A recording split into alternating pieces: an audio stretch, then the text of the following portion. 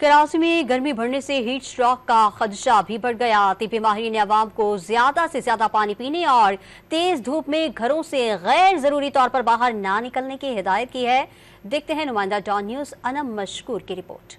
کراچی میں تپتی اور جھلسا دینے والی گرمی عوام کے لیے ہیٹ اسٹروک کا خطرہ بن گئی۔ طبی ماہرین نے سر چکرانا، زیادہ پسینہ آنا، متلی اور بے ہوشی کو ہیٹ اسٹروک کی علامات قرار دیا ہے۔